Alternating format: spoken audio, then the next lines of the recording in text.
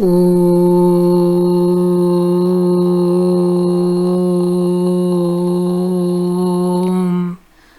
Sairam. Hara Hara Shankara, Jaya Jaya Shankara. Episode 26. Shri Mahaswami, the sage with eyes of light, the diary of a seeker of truth, Dr.Serge Demetrian. Dear devotees, now we shall listen to the second section of part 2 of this divine book under the subtitle The Lotus Pond. Then the luminous rays of my heart became quickly stronger and more powerful, replacing everything, Swamiji and myself, and then evolved into a pillar of white bluish ether of an indescribable brilliance, diamond powder that changed by itself into a flame without smoke and heat. I heard nothing anymore except a sound which could be felt and seen in some way rather than heard, a fine, acute and continuous note. If previously I could still mentally pronounce a divine name or Omkara, now there was nobody there who could utter anything. Who would pronounce what? Existence in itself has no need to enunciate its name as it exists alone to infinity. The happiness that accompanied the realization of the existence in itself is the felicity Ananda. Who would have the courage to describe in words the small happiness of daily life, the more so in daring to describe in words felicity itself? Then it was the paroxysm, the last feeble traces of an old, almost forgotten life were ready to break off and disappear, only for the existence to exist in its totality. But it was destined that it should not be so. An inexorable will had decided otherwise. Little by little, the infinite of diamond-like white bluish light became yellowish. The image of Sri Mahaswami, who inhabited both bodies, reappeared, and along with it the I feeling gushed forth from some corner. Then there appeared by their own volition, as if to console me somehow, a series of divine names and a verse from an Upanishad. There is no joy but in the infinite. There is no joy in the limited. The joy is infinite. Only one should have the will to know the infinite. I want, O Master, to know the infinite. My stiff body swayed a little. The eyes, which were closed until then, were the only organs to slowly stir. The other functions seemed to be still asleep. The eye perceived once again the sitting human form of Sri Mahaswami, an orange-purple pyramid of condensed light. Over his dress there played the little flame of the oil night lamp, as if it was drawing its force from an elder kindred flame. After a while, Sri Mahaswami stood up. While he grasped with both hands his danda, his stern face turning once again towards east, he addressed the beings of the darkness crowded on the invisible terraces, which had increased up towards the stars as the night wore on. He emphasized his orders by circles and other figures in the 10 directions of the space. Then he upstretched both arms and traced large farewell signs above and in front of his head. I did not hear nor did I see anything, but I observed how the flame of the oil night lamp, which until then was peacefully vertical, dangerously flickered at the end of its wick and bore towards west and towards the steps of the reservoir. It was as if it were pushed by the current of a commotion on the lake. The surface of the water, unruffled until then, covered itself with ripples. My heart was full of azure sparkles as I stood transfixed for a few minutes. Then the Atman took once again charge of this arrangement of organs. Instead of looking towards its own interior light, it directed its forces towards the external. It poured itself out and flew again through the channels of the senses. In the language of ordinary men, I started living again. In the language of the saints, I was dying. Sri Mahaswami understood what happened in me. He also knew that he had still to protect his devotee. The nervous system, the heart of flesh, all the organism composed of tissues and thoughts waited to be purified and strengthened. Otherwise, the molten gold of his blessing could destroy forever the frail structures insufficiently inured to the stress of a higher, more subtle and intense reality. He acts often this way as the protector. That is why in his presence I never come back to the so-called normality with a headache or giddiness. There are also no more those pernicious excitations of the senses where the overactivity of the mind could lead to physical or verbal drifts that are bereft of the mark of true spirituality. Sri Mahaswami sat once again on the stairs of the reservoir and started one of his long discussions with different visitors. He has nothing to prove. I think that everything he says is a secret teaching, expressed solely by the vibration of his voice. As for me, I feel his voice in the heart and I bear witness for this. Still, from time to time, he made a remark or some suggestion or gave counsel that was understood by those sensitive enough to understand it, better by those to whom he had given the capacity to realize. Finally, he walked up towards the hut while still talking. I surmised that he would enter the hut, and so I left for my residence. I quickly ate my dinner of milk and rice flakes and afterward came back to the lotus pond with my bedding for the night. A local, rather thin mat weaved of dried plant sheets to protect against the humidity on the ground, a folded woolen blanket as mattress, and a cotton white bedsheet long enough to be drawn over the head by way of a mosquito net. My Indian bag was the pillow, this serving also as security against theft. I also took my hurricane lamp, which was to be placed in front of my head as to scare the stray dogs. Upon my return to the pond, I observed that Sri Mahaswami had not yet retired. Sitting in the hut on the bed made of coconut woven cords, he spoke to 4 or 5 persons.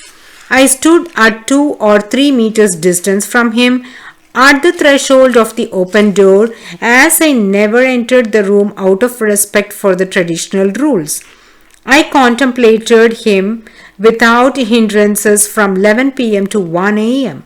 My rather limited knowledge of literary Tamil and his slight dialect stopped me from being distracted by the conversation that, by the way, seemed quite interesting. Sri Mahaswami possesses the consummate art, among several others, of leading a play of questions and responses. Often he makes the listeners laugh uproariously, while he never laughs with full voice. He smiles only. This remarkably brightens up his face, which usually is attentive, preoccupied, and even severe. So, I prefer to observe him while he held his listeners spellbound and not having the time to ask themselves why he accepted me to be so near to him.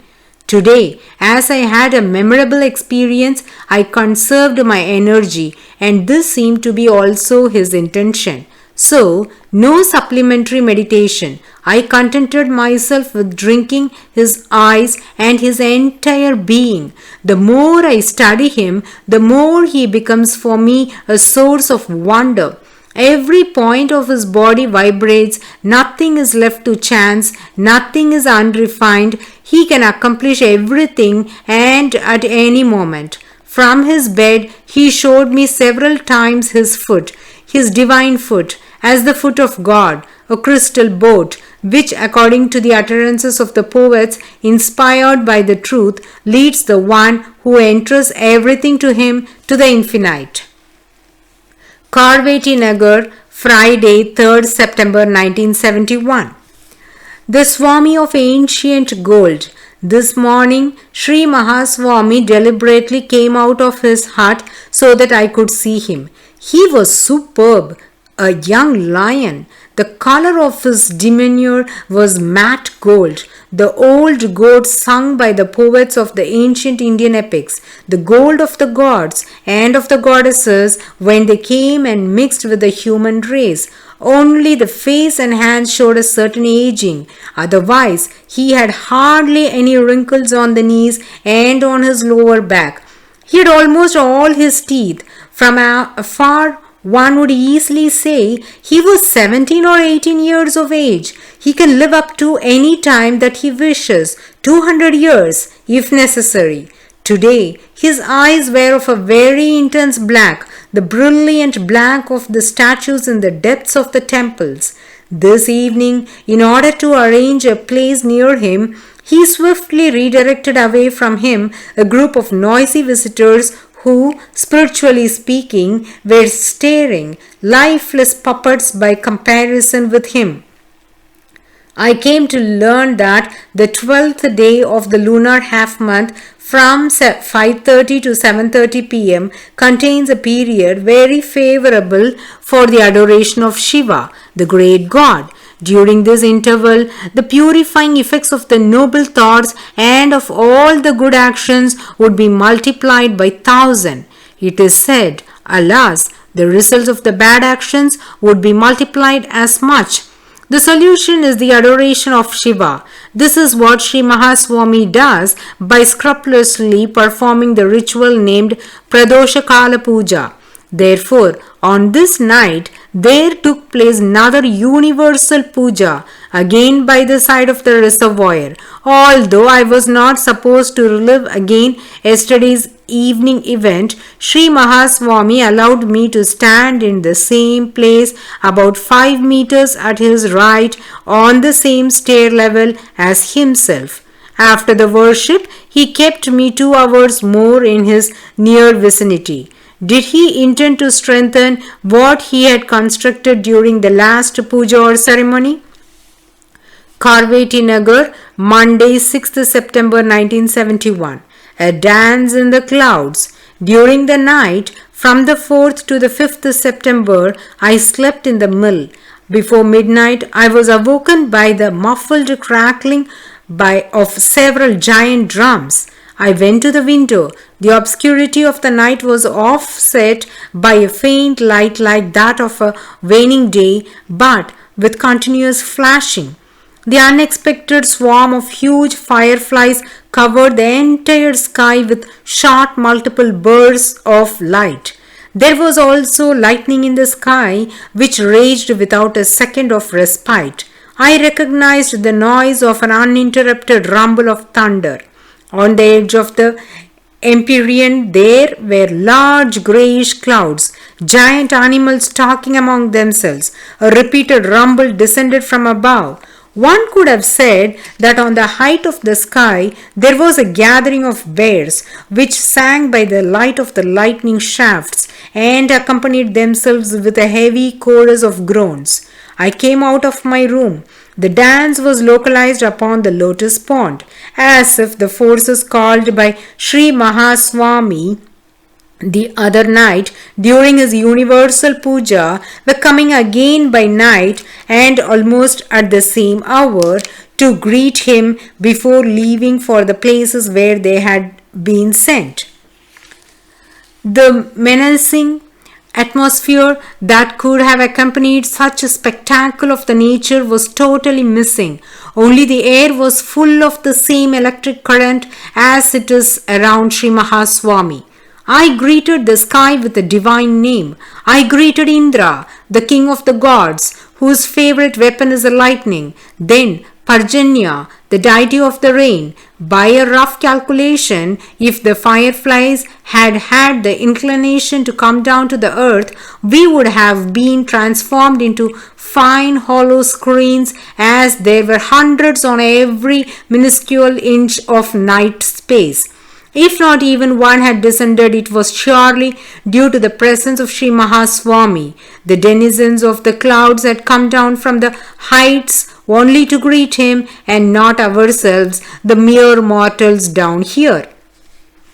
I re-entered the house and I wound round my chest the Valkalam. It seemed that Sri Mahaswami had appeared to me with an almost material consistence and blessed me by placing his hands on my head. Then he metamorphosed into a fire pillar in my heart. The morning of the 5th September, which was a Sunday, I twice saw Sri Mahaswami at the hermitage. Then, by 1:30 p.m., when the stream of the visitors had diminished, I was inwardly called to come very near to him, hardly 1 meter, to experience a powerful meditation. Sri Mahaswami was in one of his frequent anusthana, which occurred 2, 3, even up to 10 times a day.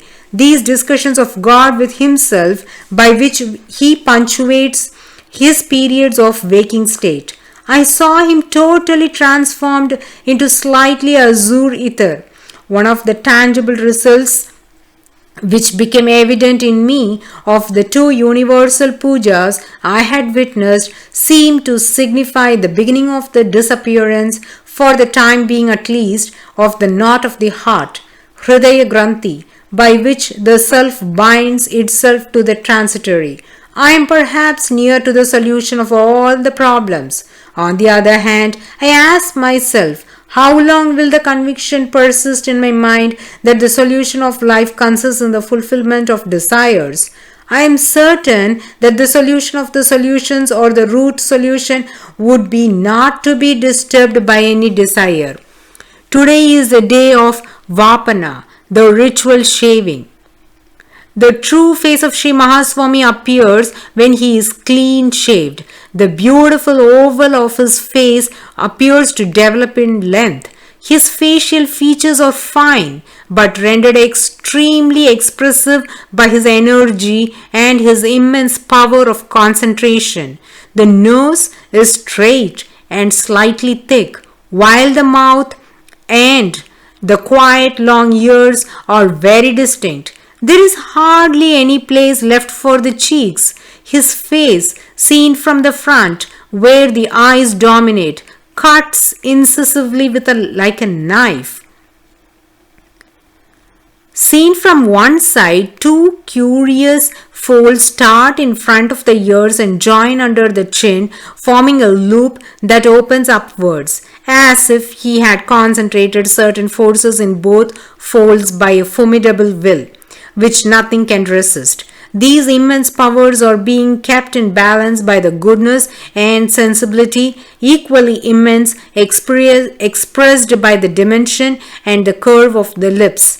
The top of the head superbly crowns the face. Seen from the front, the oval of the head is perfect. Seen from above, it is slightly rectangular and a little larger on the back. He has the poet's great intellectual forehead, which is in happy proportion with the rest of the face. His neck, with no wrinkles, neither in the front nor on the nape, harmoniously sustains the head. His face is one of a philosopher doubled as a man of action and an artist at the same time, and with whom the spark of thought finds quickly its expression.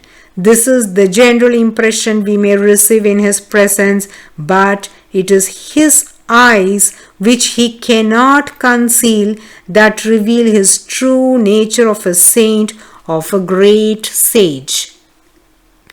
Devotees, we shall continue to listen to the lotus pond in the coming episode, bowing at the holy feet of the Gurus. Aum